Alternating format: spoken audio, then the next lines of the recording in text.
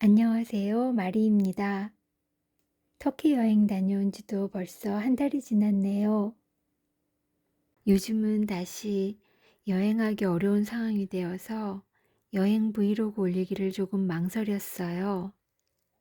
그래도 제가 가지고 있는 기억이 남아있을 때 말씀드리는 게 좋을 것 같아서 여행 후기를 정리해 보았어요.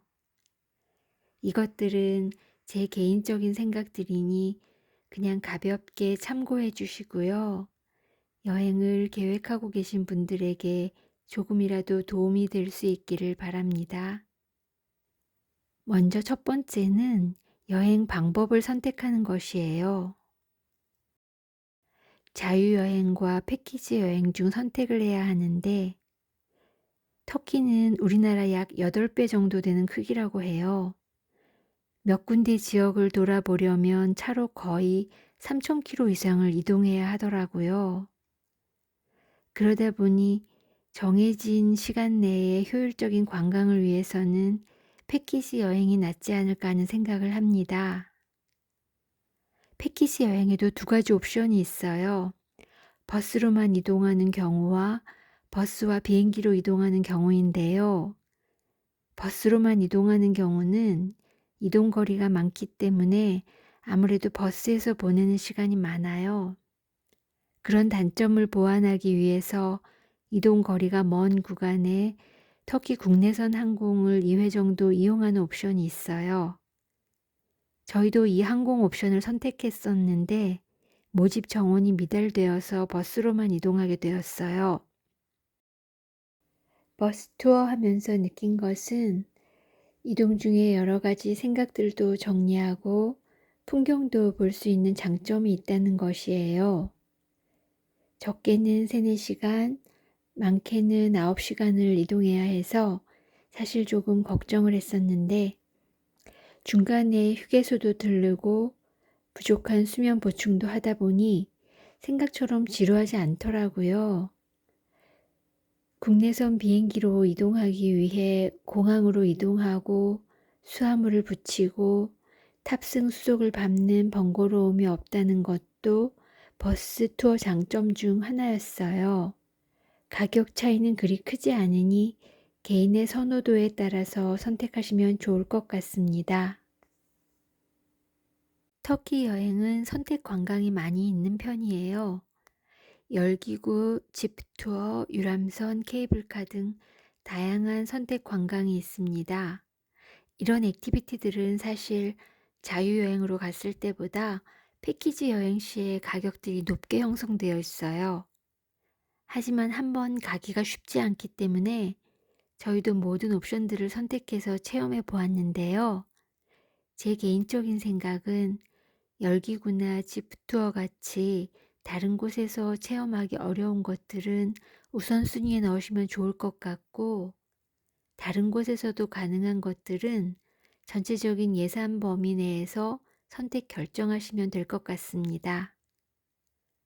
열기구는 조금만 기후 상태가 좋지 않아도 뜨지 못하기 때문에 계획했어도 체험하지 못하는 경우가 많다고 해요. 지프 투어는 계곡의 아름다운 포토 스팟들을 찾아다니면서 사진도 찍고 관광도 하는데 기억에 남는 특별한 시간을 보낼 수 있었던 것 같아요. 다음은 의상에 대한 준비인데요. 터키는 고산지대부터 지중해성 기후까지 지역들이 다양해요. 저희가 다녔던 6월 말 같은 경우에 이스탄불은 18도에서 24도 정도인데 지중해 안탈리아나 에페소는 33도를 웃돌아서 지역에 따른 온도차가 컸어요. 기온차를 감안하셔서 옷들을 준비하시면 좋을 것 같습니다. 터키에서 데이터를 쓰는 방법에는 크게 로밍과 유심 두 가지가 있는데요. 저희는 유심을 선택했어요. 유심은 터키 투르크 텔레콤 15일 15기가 상품을 국내에서 구입해서 갔어요. 15기가면 인터넷 가격으로 한 개에 27,000~28,000원 정도였는데요. 열흘 정도 사용하는데 저나 남편은 7에서 8기가 정도 사용했고요. 아이들은 15기가를 모두 사용했어요.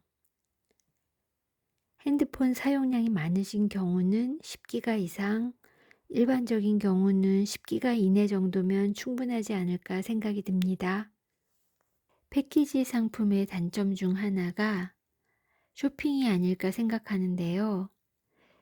나의 취향과 상관없이 쇼핑 일정을 따라가야 해서 쇼핑에 큰 흥미가 생기지 않는다는 것이에요. 그러다 보면 쇼핑 기회가 마땅하지 않아서 마지막에 공항 면세점에서 쇼핑을 하게 되는데 시간도 부족하고 선택의 여지가 없어서 만족스럽지 못한 쇼핑을 하게 되더라고요. 로쿰 같은 경우도 터키 도시들을 다니면서 아주 다양한 종류들을 많이 보았는데 공항에는 종류도 한정적이고 가격도 싸지 않았어요.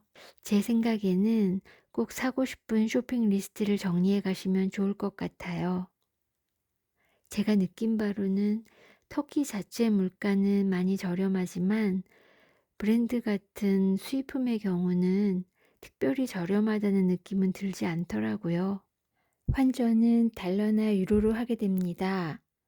터키의 리라는 국내에서 환전이 되지 않기 때문에 달러나 유로를 가지고 터키에서 한 번 더 환전을 해야 합니다. 그런데 현지 환율이 상당히 다양하고 일부 수수료가 높은 곳도 있어서 환전은 되도록 이스탄불 지역 안에서 하시는 게 좋아요. 대부분은 유로나 달러로 통용이 되기 때문에 리라는 간식 사 먹는 정도, 저희 같은 경우는 열흘에 1인당 5, 6만 원 정도의 리라면 대부분 커버가 되었던 것 같습니다. 터키는 다양하고 맛있는 먹거리들이 많다고 들었는데 패키지 여행의 경우는 이 부분에서 선택권이 없더라고요.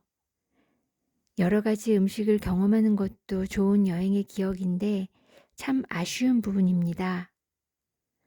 한식이나 중식도 없고 터키식으로만 제공이 되는데 비슷한 음식이 제공되는 경우가 많았습니다.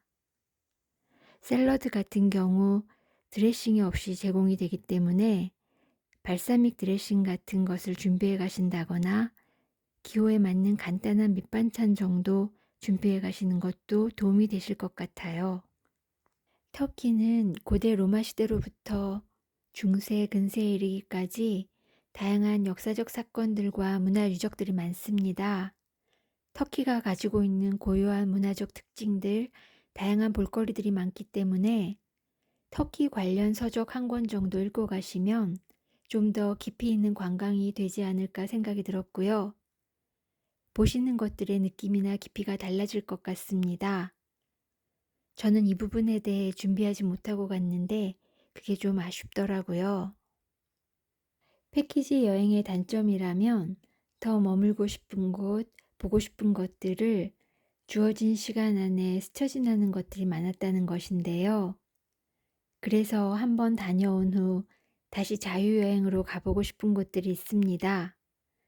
이 부분은 개인적인 차이가 있으시겠지만 제 생각으로는 일단 빠르게 전체를 돌아보고 여건이 된다면 두 번째는 여유롭게 자유여행을 하면 어떨까 생각해요. 저 같은 경우는 지중해 도시 안탈리아나 이스탄불에서 좀 더 개인적인 시간을 갖지 못한 것이 많이 아쉬웠어요.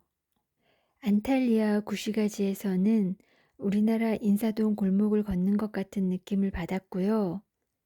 값도 싸고 아름다운 지중해 바닷가에서 식사도 해보고 싶었는데 시간이 부족해서 아쉬웠어요. 제가 여행 다녀본 후에 추천드리고 싶은 준비물들이 몇 가지 있어요. 소금 호수에 가시게 된다면 소금물에 강한 재질의 슬리퍼 준비하시길 추천드려요. 소금물에 젖은 슬리퍼는 소금기가 오랫동안 남아있어서 신발이 망가지기 쉽더라고요. 파묵칼레는 자외선이 강해요. 선글라스를 쓰고도 눈이 부셔서 카메라 촬영 영상이 잘 확인이 안 될 정도였어요. 파묵칼레나 에페소 같은 경우는 태양을 피할 곳이 없어서 선크림과 선글라스 양산은 필수이고요. 에페소 같은 경우는 오랫동안 걸어 다녀야 하기 때문에 쿨팩 같은 것을 준비하시는 것도 도움이 되실 것 같아요.